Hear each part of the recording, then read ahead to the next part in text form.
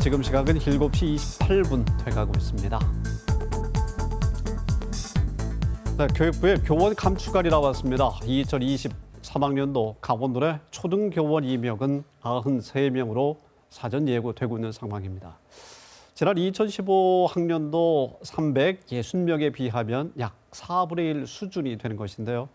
정부는 학생 수 감소 추세를 감안했다고 밝히고 있지만 강원도 내 교육계에서도 반발이 이어지고 있습니다.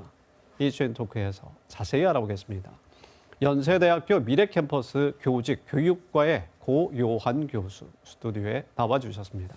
교수님 어서 오십시오. 네, 안녕하십니까. 반갑습니다. 자, 예비 교사부터 교육청까지 지금 여러 가지 의견과 또 반대 분위기가 나오고 있는데 상황 어떻게 보고 계십니까? 지적하신 대로 우선 팩트를 체크해 보면 강원도 네. 교육청이 2023학년도 공립 유아 초등 특수 중등교사 임용시험 사전 예고를 했어요. 네. 2023학년도 선발 도내 공립 유아 초등 특수교사의 규모는 강원도 교육청 관련 통계치에서 2003년 이후 가장 적은 규모가 됐어요. 네.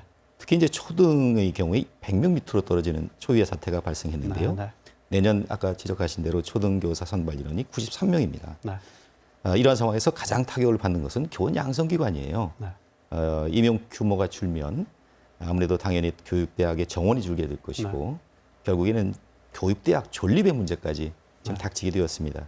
그래서 우리 춘천교대 학생들이 반발이 생길 수밖에 없는 그런 상황이 되었죠. 오늘 전국 교대생 연합의 용산 대통령 집무실 앞에서의 기자회견도 있었습니다만, 자, 학령 인구가 얼마나 줄었길래 이 감축안이 이렇게까지 나오게 된 것인가요? 우리 사회에서 학령 인구 감소라든지 인구 절벽 문제가 굉장히 심각한데요. 네. 이러한 그 사회적인 현상에서 가장 직격탄을 맞는 분야가 학교 교육이에요.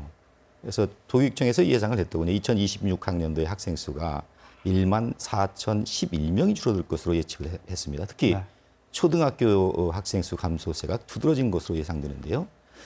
도교육청은 이러한 그 학생 그 규모 감소에 따라서 교육 여건을 개선한다라고 하는 차원에서 학교 급별, 학급당 학생 수 조정에 나섰습니다.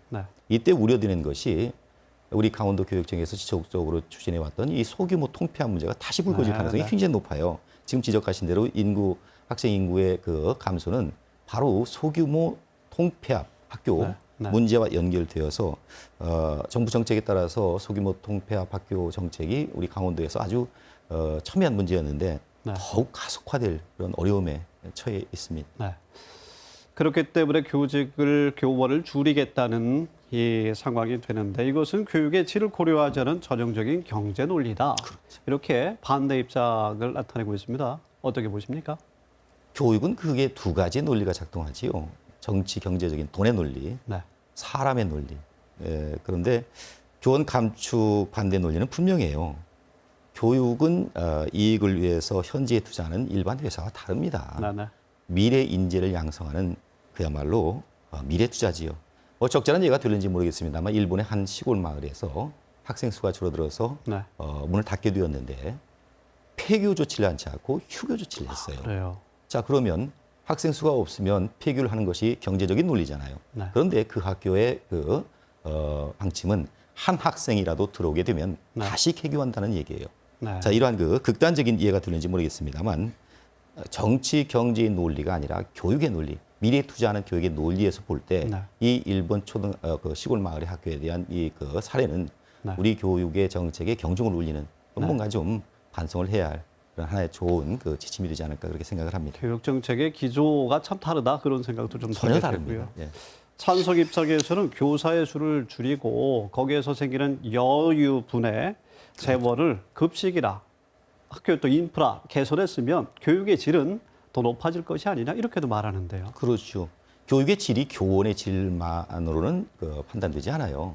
교육의 시설, 지금 지적하신 대로 인프라라든지 급식이라든지 무상교육 같은 그런 물적 차원도 고려를 해야 되는데요. 교원 감축이라는 그 현안 문제에서 참성 입장은 굉장히 간단합니다. 교육 환경, 시설, 수업 방법 등이 예전에 비해서 놀랄만큼 편했잖아요. 비대면 그 시스템을 구축해야 되고 이제 교실에 AI가 들어오기 시작합니다. 첨단 그 시설이 들어오게 되지요. 기후, 환경, 인권, 생태 등을 고려하는 소위 서울시 교육청에서 추진하고 있는 이 전환 교육도 우리 강원도도 대비를 해야 됩니다. 이를 위해서는 많은 재원이 필요하게 되는데요. 지적하신 대로 잉여 재원이죠. 네. 교사 임용 정원 감소에 따라서 생기는 잉여 재원을 이쪽에 투자해야 되지 않겠느냐라고 하는 것이 찬성 입장의 뭐 핵심입니다. 네. 자, 교육에 관련되지 않은 국민들이 없는 그런 상황인데요. 자, 현 정부의 교육 정책의 기조 그리고 그 방향을 앞으로 어떻게 우리가 예상을 하고 있어야겠습니까? 정부의 대책이라고 말씀하셨는데요. 네. 지금 질문하신 정부의 대책은 현 정권에서의 대책을 말씀하시는 것 같아요. 아시다시피 현 정권은 이제 보수 성향 아닙니까? 보수의 교육 정책은 세 가지의 가치를 중점으로 합니다. 경쟁력, 생산성, 효과성을 최고의 가치로 보는데요. 반면에 그 진보 교육의 성향은 평등, 복지, 인성의 저 가치를 중시합니다. 따라서 아까 일본의 그 학교 이해처럼 학생의 교육 논리, 학생에 대한 교육은 돈 중심의 경제 논리가 아니라 네. 미래 가치에 투자하는 교육의 논리가 앞으로 정부의 대책이 되었으면 하는 네. 물론 그 중도적인 입장입니다만 그런 교육학자로서 조심스럽게 제안을 합니다. 그럼 앞으로 어떤 사회적인 또 정책적인 좀 대안이 필요할까 여쭙지 않을 수가 없는데요. 자, 일부 교원 단체에서는 이 교원의 수급 결정권을 지역에 달라 이런 요구도 있는 상황 아니겠습니까? 네, 지금 뭐 공교육의 문제와 교원 수급의 문제, 정책의 문제가 지금 충돌하고 있는데요. 지금 앵커님께서 지적했듯이 그 단순히 교육이 아니라 공교육이라고 지적하셨잖아요. 네. 이러한 그 공교육은 지방자치와 중앙정부의 요 갈등과 조정이 항상 문제가 돼요. 그래서 중앙정부의 교육정책이 오늘 우리 논의의 핵심인 경제 논리와 네. 교육 논리의 충돌인데요.